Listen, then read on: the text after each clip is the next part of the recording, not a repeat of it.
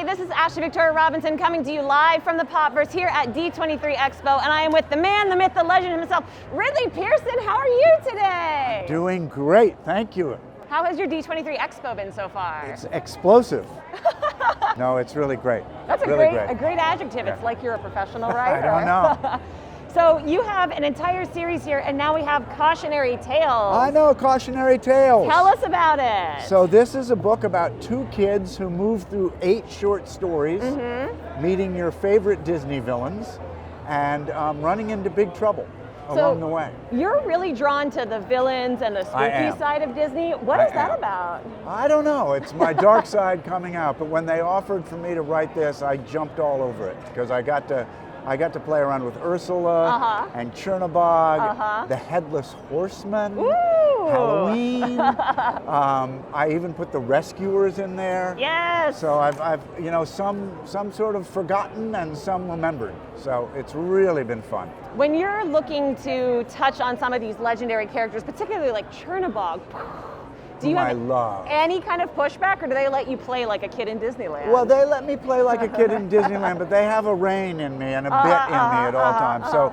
my editor, Lauren Berniak, would pull me back sometimes and say, maybe we can't go that far. I go, okay, you mean he can't be on roller skates? You know? Who can't be on roller skates? Chernabog on roller skates. Yeah.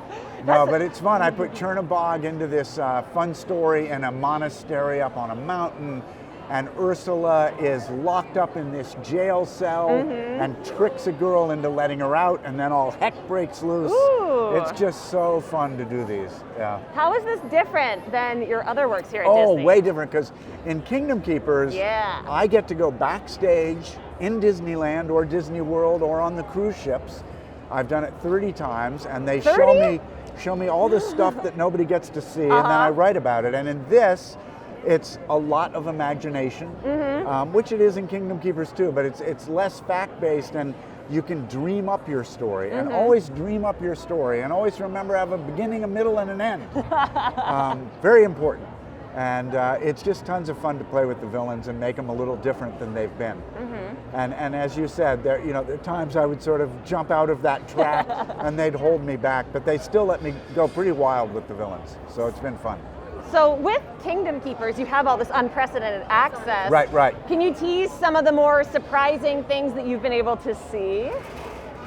Some of them I'm not allowed to mention, but most of them, Ashley, end up in the book. Okay. Because I figure if I went through this and I got scared and kind of amazed, that if I then put the characters in the Kingdom Keepers into those same rides, so I had a weird involvement on Small World years ago where 2 of the dolls moved when they were shut down, and no one believed me, but I saw them move. I saw them move, so I put that into the book. In Cautionary Tales, I've lived with these villains for so long that I'm mostly terrified of them, honestly, as a grown adult. And I would put the kids into a situation and go, how are they going to respond to Chernabog? And with eyes, the size of saucers. Absolutely. And it's so much fun to play around with all that.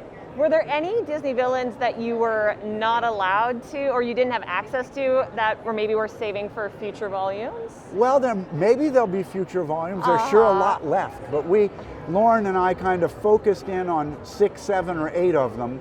She went and got permission. In Disney, you have to get permission for everything. But they let me play with Ursula. I get to play with Ursula. Yes. So I spent months. Each story took months. And I got, months where I would wake up and say, what's Ursula going to do today? So it was really quite something. Really a fun book to write. And this year is kind of a commemorative year for Ursula because we lost the great Pat Carroll this year. So this seems like a really wonderful way to celebrate that character and what she brings to us. Yeah, a little new freshness to Ursula. Yeah, that's great. That's so great. What is unique and different about writing a Disney book with Disney branded characters from everything else that you've worked on? Yeah, it's what it is a huge privilege. So I get this privilege of working with, places and characters and people that I would never get a chance to work with, and it is the thrill of a lifetime. So for Kingdom Keepers, to be able to be in the parks all these different times at 4:30 in the morning. I was there this morning at 4:30. Yeah, and and with Cautionary Tales to be just sort of handed this palette of existing iconic Disney villains, and they say, you can twist these around to make scary stories. And they aren't that scary, they're more exciting than scary, but that, you know, it's just a privilege. So, you know, any day I'm working on something with Disney, it's kind of a pinch me day. It really is. And I have to ask, because Cautionary Tales comes out in October, just in It time does. for spooky October season. 4th. We have a nice young man on the front. How much like you is he? He's very much like a guy who worked for Disney. Oh, really? Yes. He worked for Disney for about 5 years. His name was Tim Walters. Shout out Tim So, Walters. yeah, he's now working for a big sound tech company in Florida. And this is Tim and this is Billy.